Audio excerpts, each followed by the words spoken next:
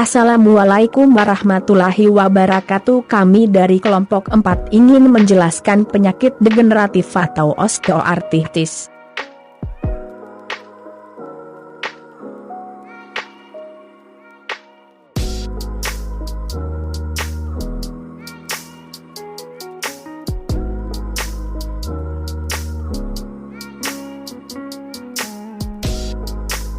Penyakit degeneratif secara umum didefinisikan sebagai penyakit yang disebabkan oleh proses penurunan fungsi organ tubuh yang umumnya pada usia tua. Penyakit ini mempunyai banyak ragam dan gejala seringkali menyerang masyarakat pada umumnya.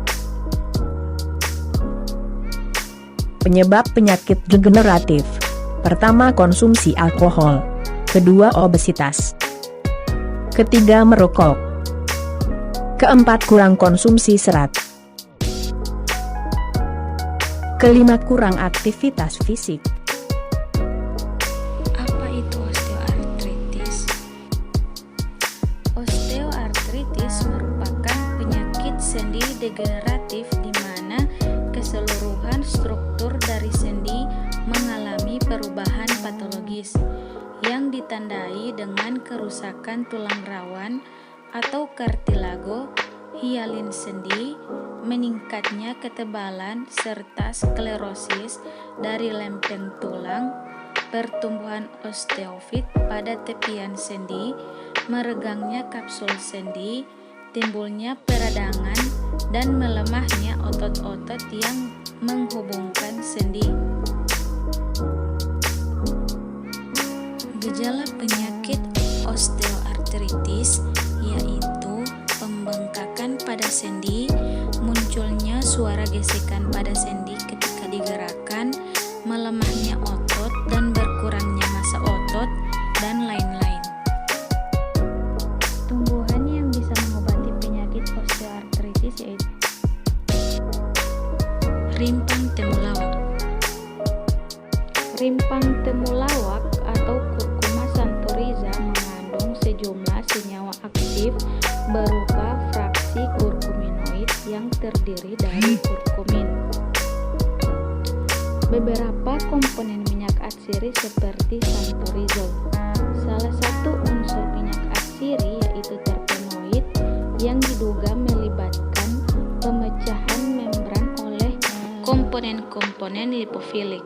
Kandungan lain adalah fenol, diduga bersifat toksik terhadap bakteri melalui inhibisi enzim. Rimpang temulawak bermanfaat untuk anti radang, hepatoprotektor, dan penambah nafsu makan. Ini adalah contoh gambar tumbuhan rimpang temulawak. Yang kedua yaitu tumbuhan kumis kucing atau Orthosiphon stameneus Benth. Tanaman kumis kucing atau Orthosiphon stameneus Benth mudah sekali ditemukan di seluruh Nusantara. Tanaman ini sangat mudah tumbuh sehingga mudah dikembangbiakan. Tanaman kumis kucing mengandung beberapa senyawa kimia, salah satunya adalah flavonoid. Penelitian terhadap flavonoid dari beberapa tanaman mempunyai efek farmakologis sebagai antiinflamasi. Mekanisme kerja obat ini memiliki aktivitas menekan atau mengurangi peradangan. Aktivitas ini dapat dicapai melalui berbagai cara, yaitu menghambat pembentukan mediator radang prostaglandin, menghambat migrasi sel leukosit ke daerah radang, dan menghambat pelepasan prostaglandin dari sel-sel tempat kedudukannya. Tanaman yang berkhasiat sebagai obat berikutnya adalah kunyit atau Curcuma domestica dan cabai merah atau Capsicum annum. Kunyit merupakan obat tradisional yang dapat digunakan di masyarakat secara turun-temurun, sehingga diyakini khasiat dan keamanannya. Kunyit dapat mengurangi peradangan, mengurangi rasa kaku, pembengkakan sendi. Tanaman kunyit mengandung senyawa kurkuminoid yang terdiri dari kurkumin, desmethoxycumin 10%, dan bis-desmethoxycumin toksik kurkumin 1-5%, serta zat-zat lain seperti minyak atsiri. Kurkumin juga dikenal sebagai bahan alam yang memiliki aktivitas biologis dengan spektrum yang luas, seperti antioksidan, antiinflamasi, anti kanker, dan anti mutagen. Pada kondrosit manusia, kurkumin secara signifikan menghambat ekspresi gen beberapa matriks metaloproteinase atau MMP, yaitu MMP3 dan MMP13. Kurkumin juga menghambat sintesis prostaglandin E2, leukotrin B4, leukotrin C4, sekresi kolagenase, elastase, dan hyaluronidase. Aktivitas IL-1 yang menginduksi sintesis MMP3 dan menghambat sintesis kolagen tipe 2 juga dihambat oleh kurkumin berdasarkan waktunya. Hasil-hasil penelitian di atas menunjukkan bahwa kurkumin menghambat proses terjadinya penyakit osteoartritis. Berdasarkan penelitian sebelumnya, cabai merah memiliki manfaat yang tersembunyi jika dijadikan sebagai bubuk. Tidak hanya dijadikan sebagai bubuk masak juga, cabai merah ini ternyata dapat digunakan untuk menyehatkan sendi. Cabai merah ini dikenal memiliki zat antioksidan. Tidak hanya itu, cabai merah juga mempunyai kandungan fitokimia seperti solamargin, solasomin, steroid saponin, solamidin, dan juga solamin yang dapat menghambat proses terjadinya penyakit osteoartritis. Saicin atau cabai mempunyai potensi yang tinggi dalam bidang farmasi sebagai osteoartritis, anti kanker, anti artritis, dan analgesik. Di samping itu mempunyai nilai komersial dalam industri makanan.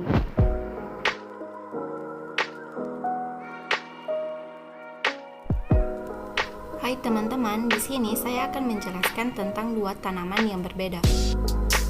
Nama saya Lavinia Media Putri Lahai dengan NIM 8213181051. Di sini saya akan menjelaskan tentang tanaman yang menyembuhkan penyakit osteoartritis.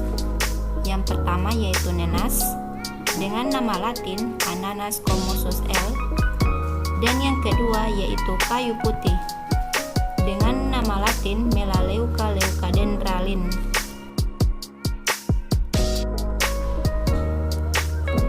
Di sini terdapat lampiran jurnal.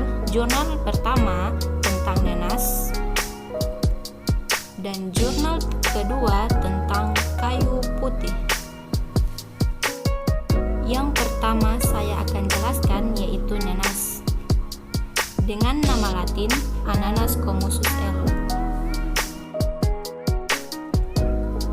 Klasifikasi nenas.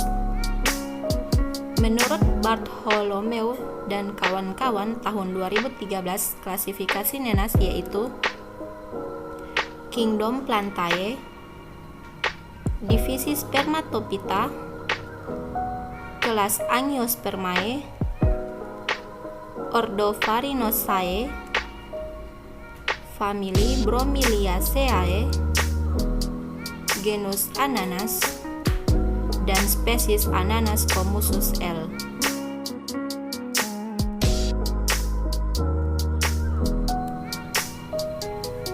Ananas commusus telah lama digunakan untuk berbagai tujuan medis. Terdapat 4 protease yang berbeda dari nenas. 2 enzim pada nenas didefinisikan sebagai bromelin batang dan bromelin buah. Dalam studi terbaru, terdapat berbagai manfaat terapeutik yang telah diusulkan untuk bromelin, seperti antiinflamasi, mengurangi pembengkakan, mengurangi rasa sakit, memperlancar sistem pencernaan, mempercepat penyembuhan luka, dan berperan sebagai antikoagulan, menurut Brien et al. Tahun 2004. Bromelin juga sering digunakan sebagai analgesik dalam mengobati gejala artritis. Efek analgesik dan antiinflamasi yang terjadi disebabkan karena adanya proses penghambatan jalur asam arakidonat terhadap proses peradangan secara selektif yang dapat mengurangi produksi tromboksan dan menghambat PGE2 yang memberikan efek langsung pada nosireseptor, menurut Ratnavelu Alithen tahun 2016.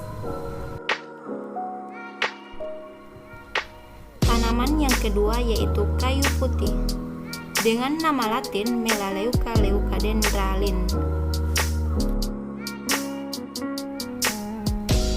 Klasifikasi kayu putih.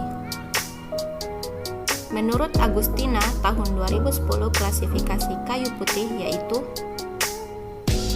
Kingdom Plantae, divisi Magnoliophyta, kelas Magnoliopsida, ordo Myrtales, famili Myrtaceae, genus Melaleuca, spesies Melaleuca leucadendralin. Melaleuca leucadendralin telah lama digunakan untuk berbagai macam penyakit, termasuk radang sendi dalam bentuk minyak. Pada kayu putih terdapat kandungan tanin yang bisa sebagai penghangat. Minyak kayu putih juga mengurangi pembengkakan dan rasa sakit akibat radang sendi. Sebuah penelitian menunjukkan minyak eukaliptus dapat meredakan nyeri sendi. Obat bebas dalam bentuk krim dan salep yang populer digunakan untuk meredakan rasa sakit dari kondisi seperti osteoartritis yang mengandung minyak esensial. Selanjutnya ada minyak borage. Borage oil adalah salah satu minyak esensial yang dihasilkan dari ekstraksi bunga dengan nama latin Borago officinalis. Minyak ini memiliki asam linoleat gamma yang menekan TNF-alpha, meningkatkan tingkat prostaglandin E yang mengarah pada augmentasi adenosine monoposfosfat. Mekanisme ini menjelaskan efek antiinflamasi dari borage. Minyak borage ini juga telah digunakan untuk mencegah atau mengurangi tanda-tanda MA, gejala, dan komplikasi ekstraartikular dan mengurangi rasa sakit pada pasien osteoartritis. Selanjutnya ada jahe merah. Jahe merah memiliki nama latin Juniper officinalis paludum. Jahe ini juga disebut jahe sendi. Jahe merah memiliki rasa yang sangat pedas dan aroma yang sangat tajam, sehingga sering dimanfaatkan untuk pembuatan minyak jahe dan obat-obatan. Kandungan yang terdapat di dalam jahe dapat meningkatkan permeabilitas oleoresin menembus kulit, dapat masuk melalui pembuluh darah yang dapat merangsang penurunan nyeri. Secara fisiologis, kompres jahe menurunkan nyeri sendi pada tahap transiduksi, di mana pada tahapan ini jahe memiliki kandungan gingerol yang mengandung siklokinase yang bisa menghambat terbentuknya prostaglandin sebagai mediator nyeri, sehingga terjadi penurunan nyeri sendi. Jahe yang memiliki kandungan gingerol ini sehingga dapat digunakan sebagai salah satu alternatif pengobatan non-farmakologis untuk menurunkan nyeri sendi.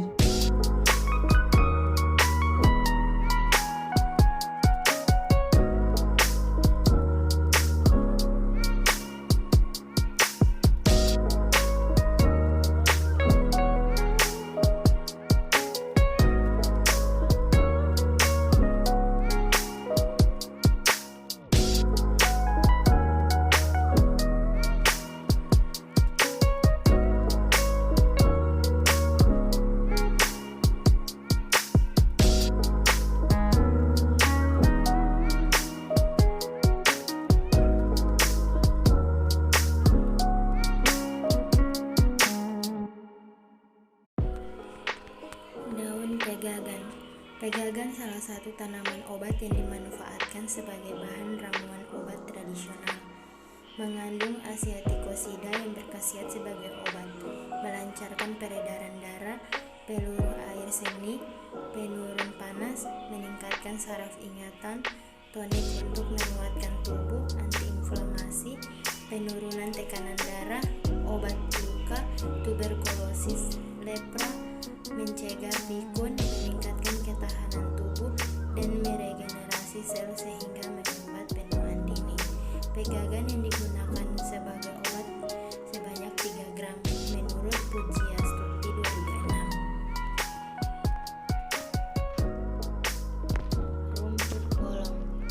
Rumput bolong banyak dipakai oleh masyarakat Jawa untuk mengurangi gejala nyeri sendi.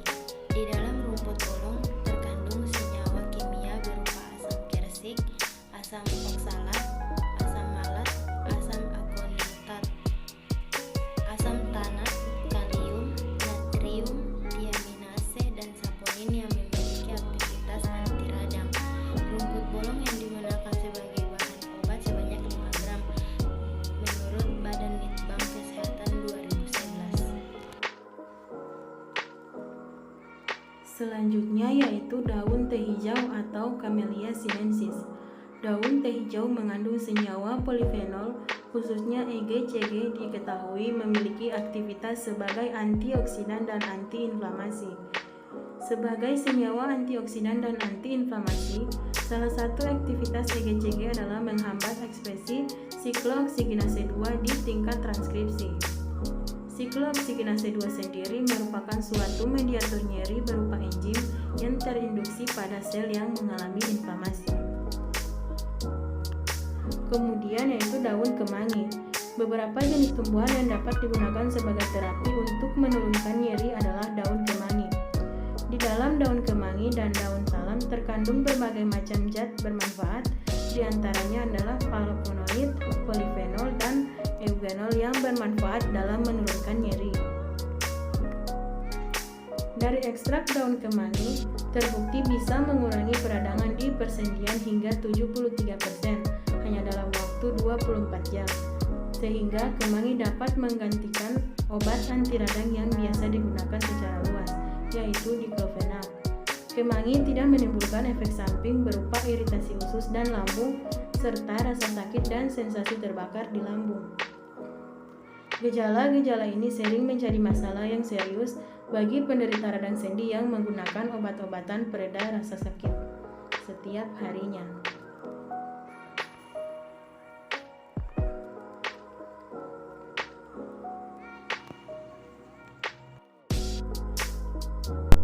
Lidah buaya atau aloe vera. Tanaman lidah buaya. Lidah buaya atau aloe vera merupakan sejenis tanaman berduri yang berasal dari daerah kering di benua Afrika. Tanaman lidah buaya ini telah dikenal dan digunakan sejak ribuan tahun yang lalu karena khasiat dan manfaatnya yang luar biasa. Fakta sejarah yang ada menyebut bahwa bangsa Mesir kuno telah mengetahui manfaat lidah buaya sebagai tanaman kesehatan sejak tahun 1500 sebelum Masehi. Karena manfaat lidah buaya yang begitu luar biasa, bangsa Mesir kuno menyebut tanaman lidah buaya sebagai tanaman keabadian.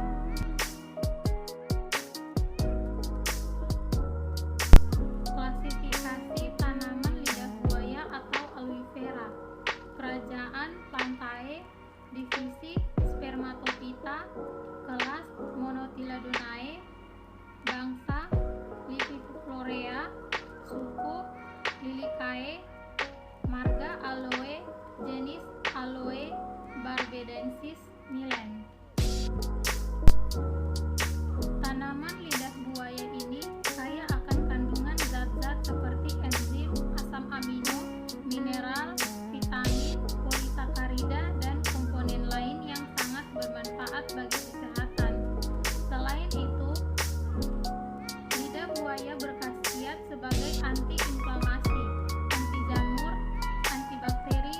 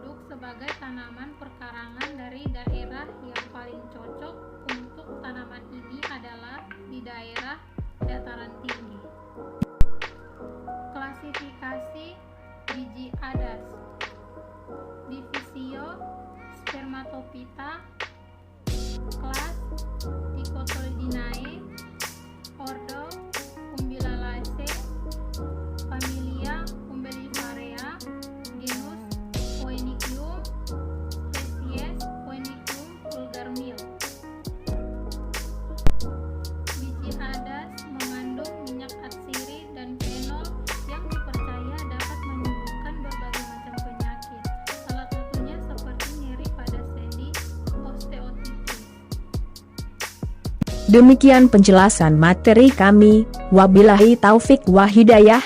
Wassalamualaikum warahmatullahi wabarakatuh.